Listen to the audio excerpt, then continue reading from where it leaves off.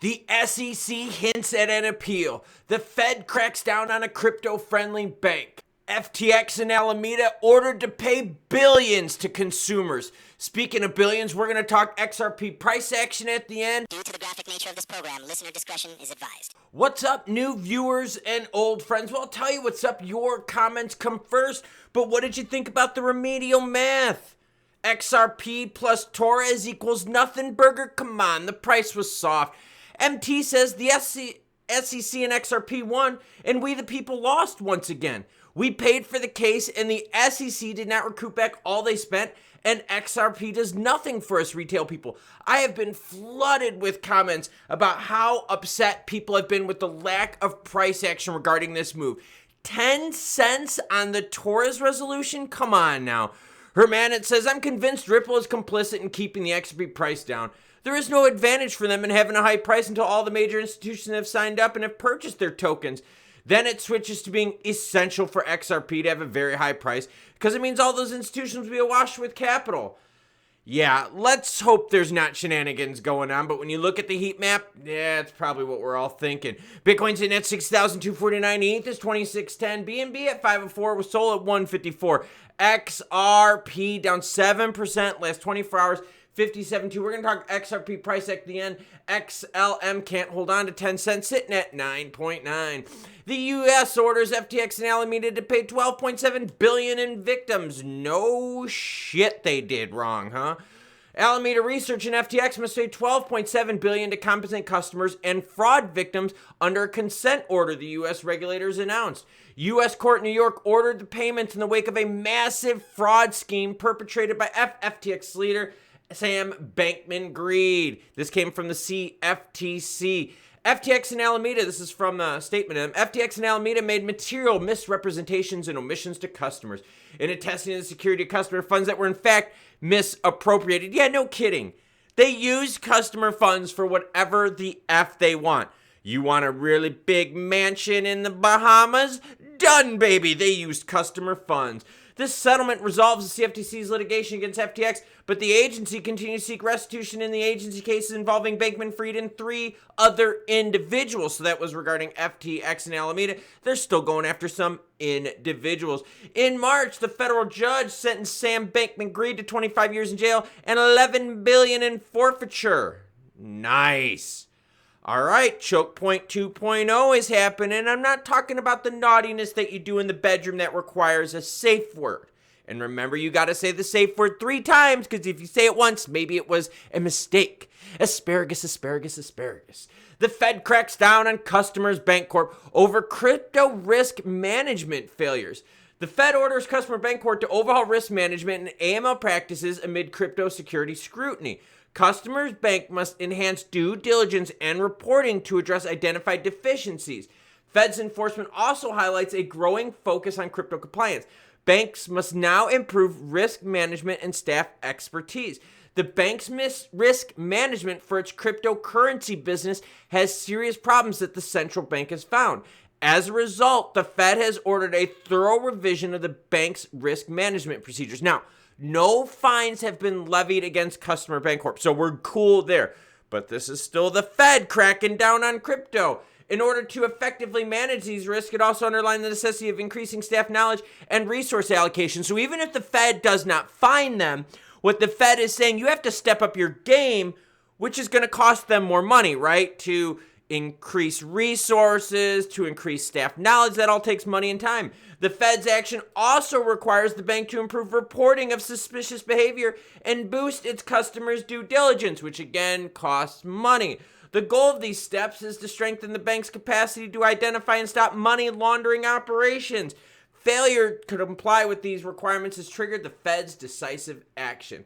So Choke Point 2.0 still going on? You bet your butt it is. Did Gare Bear lose? I don't know. XRP at 57.3. That's kind of shitty, isn't it? Major twist in the lawsuit. All right. I'm going to give you the lowdown on what's going on right now. As it appears right now, the SEC and Ripple will not appeal the penalties at all. Both sides seem good with that. Also, The Ripple side is good with pretty much everything from summary judgment. They're awesome with that. Remember Chris Larson, Brad, none of them were found in trouble personally too, which was really good. But the SEC is hinting at appealing at secondary sales, everyone. Secondary sales is what you and I participate in. And remember, the judge ruled via summary judgment that no, secondary sales, it's not a violation of securities laws. The SEC can challenge it, and that's what they're hitting at. Even with the reduced fine, the SEC might appeal certain aspects of the case. While it's unlikely the SEC will challenge the recent order on penalties, it could still contest the July 2023 summary judgment that labeled XRP as sales as non-securities, and that would refer to us. That would be Gensler saying, hey, look, you know, we put a little bit of a hurt on Ripple XRP institutionally, but now let's go after the retail market? Are you fucking serious? No wonder the XRP price is starting to slide. If there's retail pressure on XRP, that would be an absolute mess. We haven't heard anything official from the SEC, but do me a favor, hit the like button, hit the subscribe button so you don't miss out on the news that breaks. I was probably the first one out there streaming and dropping the news for when the Torres action happened, even though it wasn't a nothing burger. Now, when we watched that initial move with Torres, we saw what, everyone? 63 cents, 64 cents was our ceiling. And look what happened on the 8th. Check it out. On the 8th, we hit that 64 cent again, and we went down, down, down all the way to 57. We're going to swing it on over the candlesticks and go to the 15-minute chart. I'm going to show you exactly what happened. Okay, check this out. This was the initial pump on the Torres, right here, okay? We got up to 64.06. The next one we got about an hour later was 64.3. We then hit it right here, and we hit 64.2. From that point, we have pulled down quite significantly. So it was clear as day, and it's clear as day right now that near-term highs for XRP are only going to get you 64 cents. This is the Torres action. This is what we've been waiting for. This piece of shit right here. Now, I know it's not over. I know XRP can still move up. I know anything can happen. But weekends are boring as fuck. Everyone knows that. There's still a shitload of geopolitical tension that could bring crypto down. Jerome Powell and the Fed right now is balking at a rate cut in September. That's right. Before I went on with the news today, I was reading an article from Jerome Powell, some of his comments.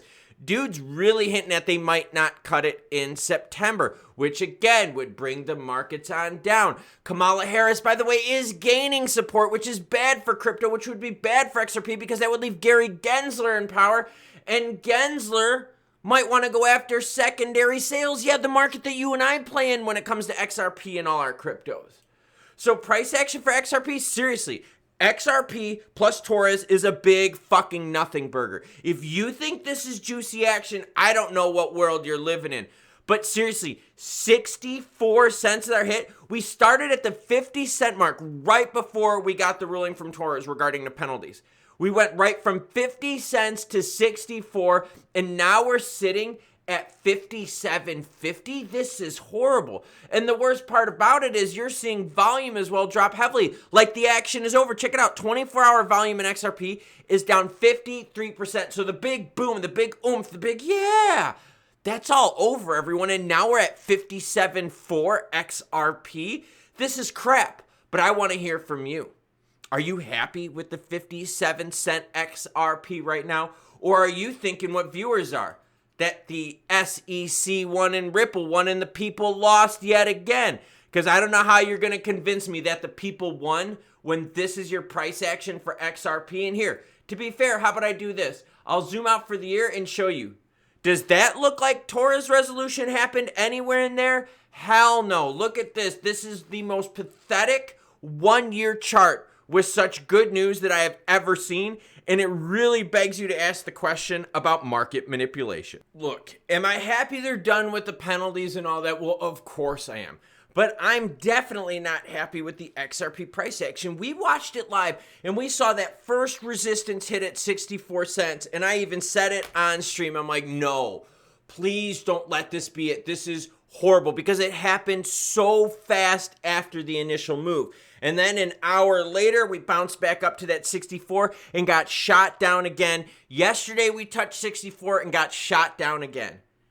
You're telling me this is the price action we were going to get from XRP? This is horrible. Now, I get it. There are a lot of other factors going on around the globe that have people spooked when it comes to crypto and risk. And I trust me, I totally get that. I understand Middle East tension and the effect on crypto. I understand central banks' effect. I understand geopolitical stuff. I understand political implications. I totally get all that.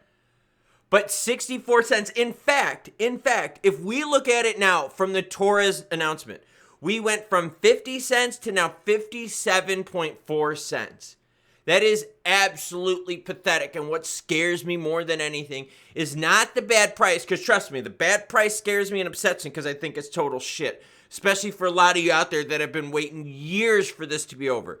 But what scares me more than anything is the SEC hinting that they're going to appeal secondary sales, which means it would affect people like you and I, that we would be in violation of securities laws. Let's hope, cross our fingers, pray to whoever you pray to, light whatever candle you need to light, throw whatever change you need to in whatever well, that this does not happen. Because if it does, down. And I mean down, down, down price-wise. There is no safe word that could save any of us if that happens with the SEC.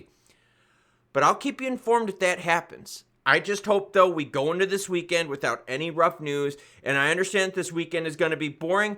I just hope that the price doesn't erode back down to the 50 cent mark, because that would be the biggest letdown of all time. But I want to hear from you. What are your thoughts? I know you're upset. But I also want to hear from people that are happy with this. Are there people out there that are happy with XRP's price after the Torres resolution? Let me know. All opinions, all views are welcome. I'll catch you cool cats later. Choo-choo bitches, because the train is where everyone back at the fucking station.